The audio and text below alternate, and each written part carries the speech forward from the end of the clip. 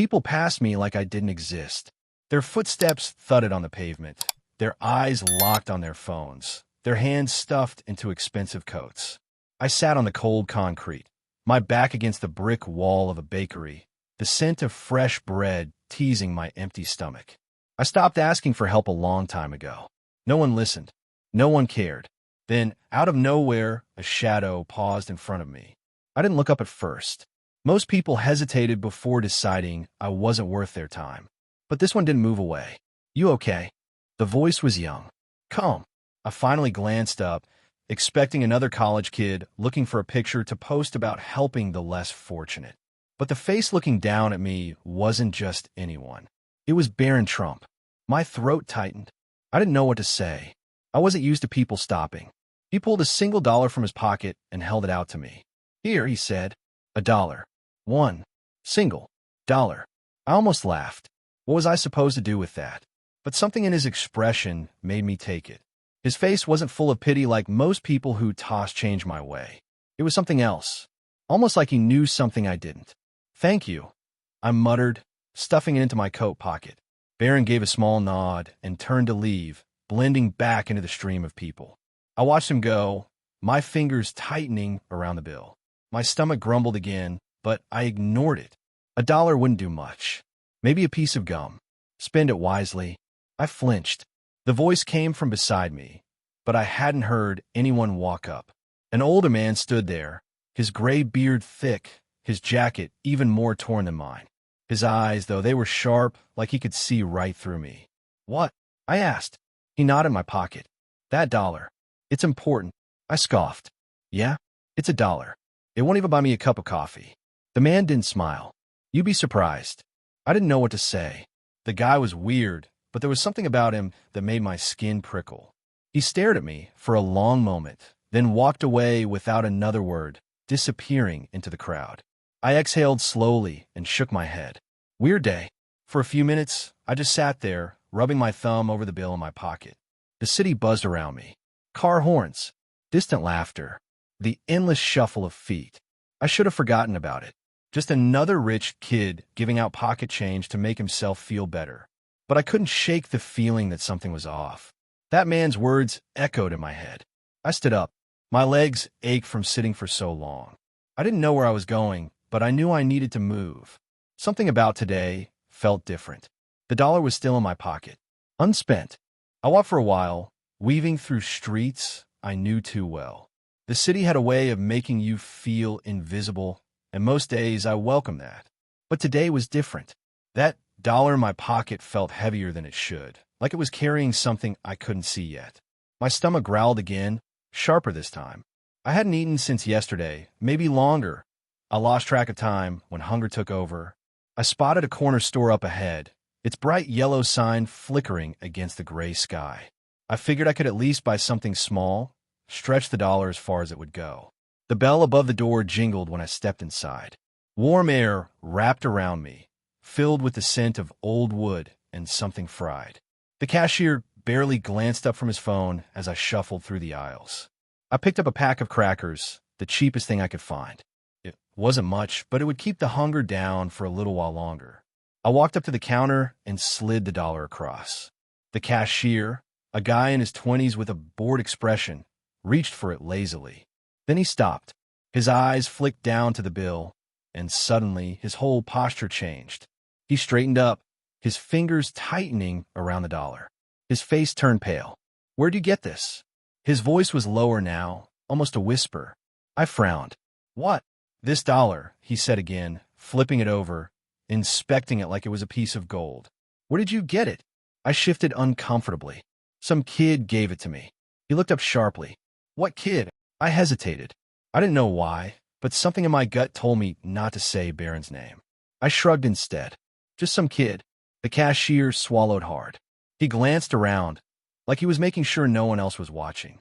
Then he leaned in closer, lowering his voice even more. "You need to leave," he said. "What?" "Now," he hissed. "Take your dollar and go. Don't spend it here." My skin went cold. "What's wrong with it?" He shook his head. "Just go. And don't tell anyone else you have it." I stood there, my mind racing. This had to be some kind of joke. A prank, maybe. But the fear in his eyes told me otherwise. Before I could say anything else, the bell above the door jingled again. A man in a dark coat stepped inside. He was tall, his face hidden under the shadow of his hood. But the second he entered, the cashier stiffened. The man's gaze swept over the store, landing on me. I didn't know why, but every instinct in my body screamed at me to run. The cashier must have felt it too, because he did something that shocked me. He grabbed my wrist, shoved the dollar back into my hand, and whispered, "Go. Now." I didn't ask questions.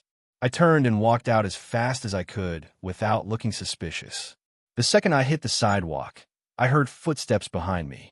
Not fast, not running, just steady, following. I kept walking, my pulse hammering in my ears. I turned the corner, ducking into an alley, pressing myself against the cold brick wall. I held my breath. The footsteps stopped. Silence stretched between us. I dared to peek around the corner. The man stood at the entrance of the alley, his hood still up, his face unreadable. He wasn't moving, just watching. Then, slowly, he raised a hand and pointed, not at me, at my pocket, at the dollar. I swallowed hard. My fingers clenched around the bill. Something was very, very wrong. I gripped the dollar so tight my fingers hurt. The man in the hood stood at the alley's entrance, his hand still pointing toward my pocket. He didn't move. He didn't say a word. Just stood there like he was waiting for something. My breath came fast. I didn't know what to do. If I ran, would he chase me? If I stayed, would he do something worse? I forced myself to step back, deeper into the alley. The cold walls felt like they were closing in, the air thick and heavy. My heart pounded. Then he took a slow step forward. I bolted. I didn't think, I just ran. My legs burned as I weaved through the tight alley, dodging piles of trash, my breath coming in ragged gasps. I didn't dare look back. I could hear him behind me, his footsteps steady, not rushed. Like he knew I couldn't get away. I burst out onto the street, nearly colliding with a group of tourists. A woman yelped as I shoved past, ignoring the angry shouts. I had to get away, had to lose him. I ducked into another store without thinking. The bell above the door jingled as I stumbled inside, nearly collapsing against the counter. The cashier, a short man with glasses, blinked at me. "You okay, sir?" I didn't answer. I peeked through the window, my pulse still racing. The man in the hood was nowhere in sight. For a second, I let myself breathe. Maybe I lost him. "Can I help you with something?" the cashier asked again. I hesitated, then pulled the dollar from my pocket. I want to buy something." My voice was shaky. The cashier barely glanced at me as he reached for it. But the second his fingers touched the bill, he froze. His eyes widened. He looked at me, then at the dollar, then back at me. "Where did you get this?" His voice was suddenly sharp. I stiffened. "Not this again. Why does everyone keep asking me that?" The man licked his lips, glancing around the store like he was making sure no one was listening. Then, to my shock, he carefully slid the dollar back across the counter. "You need to leave," he whispered. My stomach dropped. "What? What?" He shook his head. "Just go. Take it and go." My mouth felt dry. "What's wrong with it?" The cashier swallowed hard, lowering his voice even more. "That's not just a dollar." I stared at him. My fingers curled around the bill again, suddenly feeling like I was holding something much bigger than I understood. "It's worth more than you think," he said. I opened my mouth to ask what he meant, but then something outside caught my eye. The man in the hood, standing across the street, watching. I didn't think. I grabbed the dollar and ran. I didn't look back. I couldn't. My feet pounded against the pavement as I pushed through the crowd, my breath coming in sharp gasps. The city was alive. Horns blaring, people talking, neon signs flickering against the wet streets. But none of it mattered. The only thing I cared about was getting away. I turned a corner too fast, slipping on the damp concrete. My shoulder slammed into a metal trash can, sending it clattering to the ground. A couple walking past jumped back, startled. I barely heard their protests as I forced myself to keep moving. I risked a glance behind me. The man in the hood was still there. Not running, not shoving past people, just walking, steady, unshaken, like he knew I had nowhere to go. I swallowed the panic rising in my throat. I didn't understand any of this. It was just a dollar, just a stupid piece of paper. So why were people acting like it was worth something more? I ducked into another alley, hoping to shake him. The air smelled of damp brick and old garbage. The narrow space was barely lit, shadows stretching long across the cracked pavement. I pressed myself against the wall, chest heaving. Silence. Maybe I lost him. I closed my eyes, forcing my breathing to slow. My hands trembled as I reached into my pocket, feeling the crumpled bill between my fingers. Why was this happening? A soft scrape of a shoe against the ground made my eyes snap open. I turned my head slowly. He was there, standing at the entrance of the alley, watching. I couldn't breathe. His face was still hidden under the hood, but I could feel his eyes locked onto me. He didn't speak. He didn't move. I bolted again. This time, I ran without thinking, weaving through the maze of alleys like a rat in a trap. My legs ached, my lungs burned, but I didn't stop. I couldn't. I could still feel him behind me, like a shadow I couldn't escape. I burst out onto another street, nearly stumbling into oncoming traffic. A car screeched to a stop inches from me, the driver leaning on his horn, shouting. I barely heard him. My pulse was too loud in my ears. I turned my head. The man was gone. I stood there, gasping for air, my hands shaking. People moved around me, annoyed that I was in their way, but none of them stopped. None of them noticed what was happening. I forced myself to take a step, then another. My legs felt weak, but I needed to move. I needed to get away before he came back. Then my phone rang. I froze. I didn't have a phone. Not anymore. I hadn't used one in months. Slowly, I reached into my coat pocket, my fingers brushing against something smooth and unfamiliar. My heart nearly stopped when I pulled it out. A phone. Not mine. The screen lit up with an unknown number. I stared at it, my breath caught in my throat. Then it stopped ringing. A single text appeared on the screen. Don't run. Meet me at the park. I swallowed hard. I knew who sent it, and I knew I had no choice. I stood there frozen, staring at the message on the screen. My hands felt ice cold despite the sweat on my palms. The city around me blurred, the sounds of honking cars and distant chatter fading into a dull hum. I didn't own a phone. I hadn't had one in months. And yet, here it was, sitting in my hand like it had always belonged there. I looked around. The man in the hood was gone, but I didn't feel safe. I felt watched. The text stared back at me. Don't run. Meet me at the park. My fingers hovered over the screen. I didn't want to go, but I had no other option. Running hadn't worked. Hiding hadn't worked. And now, whoever this was had found a way to reach me directly. I took a shaky breath and forced my legs to move. The park wasn't far, but every step felt heavier than the last. My mind raced with questions. Who sent the message? How'd they get this phone to me? And why was this dollar suddenly worth so much trouble? The park was nearly empty when I arrived. A few joggers passed by, their breath visible in the cold air. A woman sat on a bench, flipping through a book. A man threw crumbs to a group of pigeons. Everything looked normal, but I knew better. I walked deeper in, scanning my surroundings. The trees stretched high, their bare branches tangled against the gray sky. A gust of wind sent leaves tumbling across the pathway. Then I saw him, sitting alone on a bench near the fountain. I stopped in my tracks. My breath caught in my throat. It wasn't the hooded man. It was Barron Trump. He was leaning back, hands in his pockets, watching me like he'd been expecting me all along. I took a step closer, my pulse hammering. He looked different now, calm, serious. Not the kid I'd met on the street earlier. You made it, he said. His voice was even like this was just another casual meeting. I gripped the phone tighter. You sent the message? He nodded. I swallowed hard. How did you get this phone to me? Barron tilted his head slightly. You've had the whole time. His words sent a chill through me. That wasn't possible. I knew what I carried. I barely owned anything. I shook my head. No, I didn't. Barron didn't argue.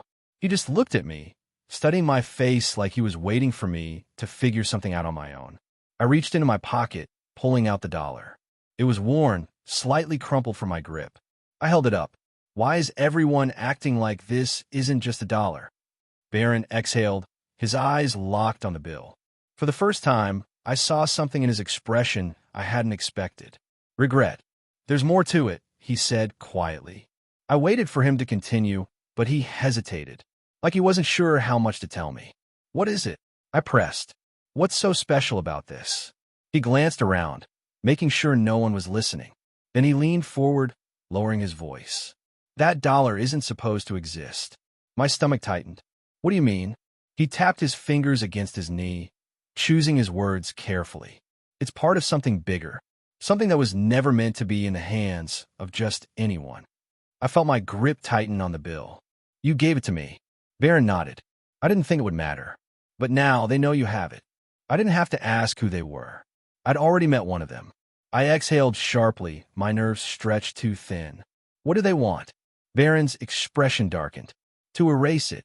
I frowned. Erase what? Barron looked at the dollar in my hand. That. The weight of his words settled over me. It didn't make sense, but deep down, I knew he wasn't lying. I had felt it since the moment the cashier reacted, since the moment the hooded man appeared. This wasn't about money. It was about something much bigger. A sharp buzz in my hand made me jump. The phone. I looked down. A new message had appeared on the screen. You have 5 minutes. I showed Barron. His jaw tightened. We need to go, he said. I didn't argue. I followed him as he stood up, my pulse racing with every step. We moved fast, cutting through the park like we were being hunted. Barron didn't say a word, and I didn't ask questions. My mind was spinning too fast anyway. My legs burned from running earlier, but I forced myself to keep up. He led me toward a narrow side street, slipping through an opening in a fence. I hesitated before following him. The alley was dark and empty, the kind of place that made you feel like something bad was about to happen. Barron stopped at a rusted metal door and knocked twice. Then once more. The door clicked open from the inside.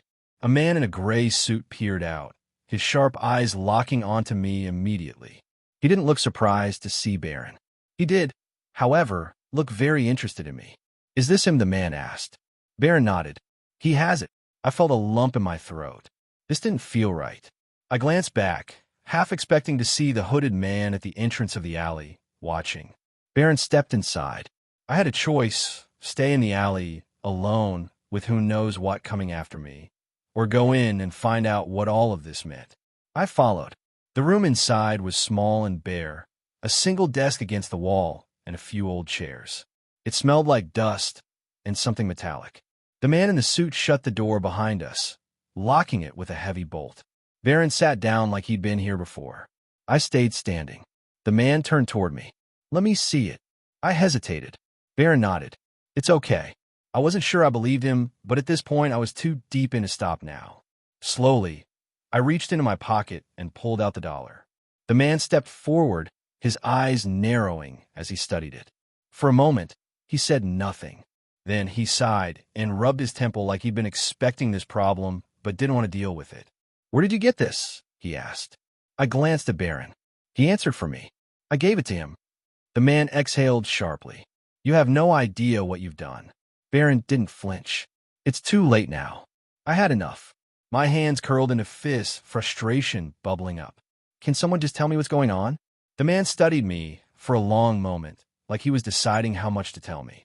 Then, finally he spoke. That dollar isn't real. I frowned. What does that mean? He leaned against the desk, crossing his arms. It was never printed by the U.S. government. It's part of a series of bills that were, let's just say, created off the record. I stared at him. So it's fake. He shook his head. No, it's not counterfeit. It's something else. Something that was supposed to be destroyed a long time ago. I looked at the bill in my hand. It felt real. It looked real. But now I wasn't so sure. The man continued. If the wrong people find out you have it, they won't stop until they get it back. My stomach twisted. Who are the wrong people? Barron answered. The kind who don't leave loose ends. I swallowed hard. The man in the suit watched my reaction carefully. You're in the middle of something much bigger than you understand. I let out a shaky breath. So what do I do? The man and Barron exchanged a glance.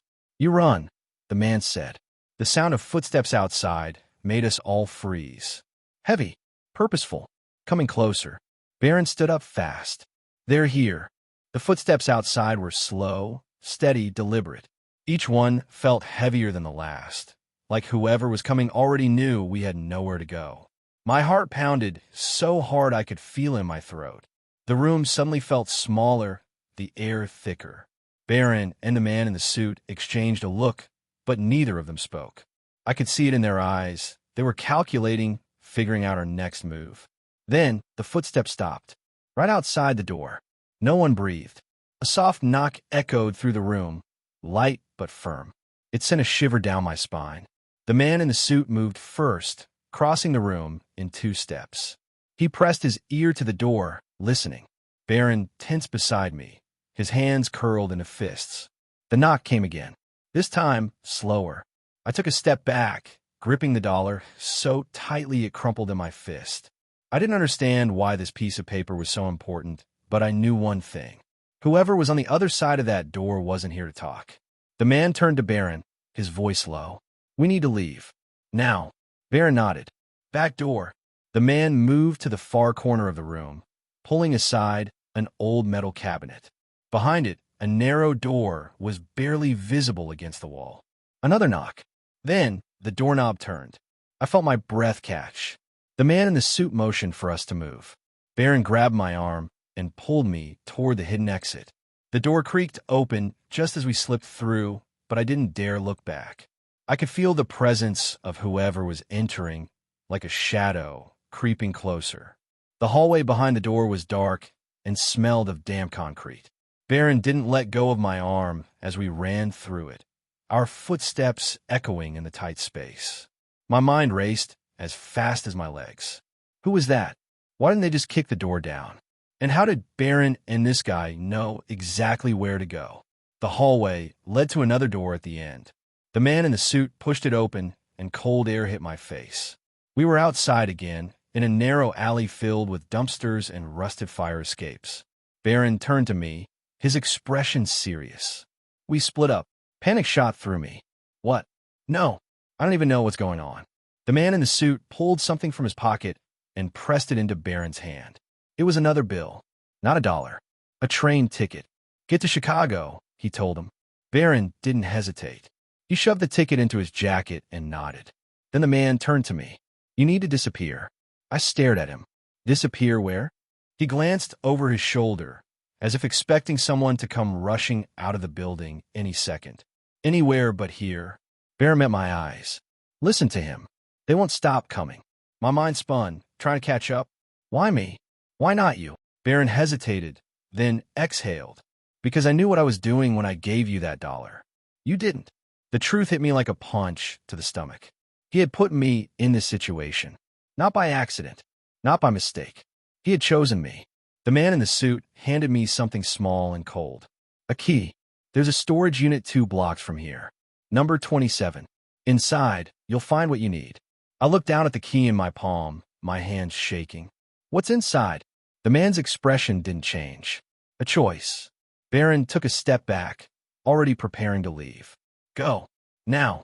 I hesitated for half a second too long. Then, I turned and ran. The pieces of the torn bill fluttered to the ground. The suited man's face twisted in anger. His hands clenched into fists, but he didn't move. Barron smirked, stepping forward. Game over, he said calmly. I felt my stomach twist. Had I just made a huge mistake? The man took a deep breath, then turned to his colleagues. Let's go. His voice was tight, controlled. Without another word, they got back into the SUV. The tires screeched as they sped away, disappearing into the night. I stared after them, my pulse still racing. That's it, I asked. They just gave up? Barron chuckled. They didn't have a choice. That $1 was their last chance to take control of the fund. Without it, they're out. I looked down at the torn halves of the bill in the dirt. Just a piece of paper now. But what about me? My voice wavered. I still had nothing. No money. No home. Just a cold night pressing in.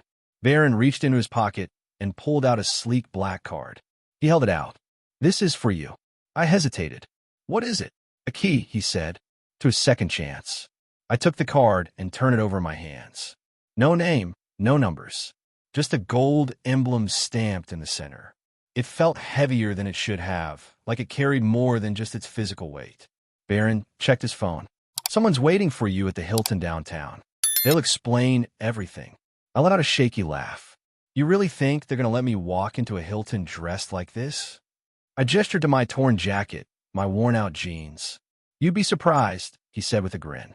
"Just show them the card." I looked at him, searching for any sign this was a joke. But his face was steady, sincere. I swallowed hard. "And what about you? What happens now?" Barron's expression darkened for the first time. "I have to make sure this doesn't happen again." Something in his voice made me shiver. "You mean those guys?" He nodded. "They're just part of something bigger. My father set up this fund to help people who really need it, but there are always people who want to twist things for themselves. I need to make sure that doesn't happen." I looked down at the card one more time. A warm feeling spread through me.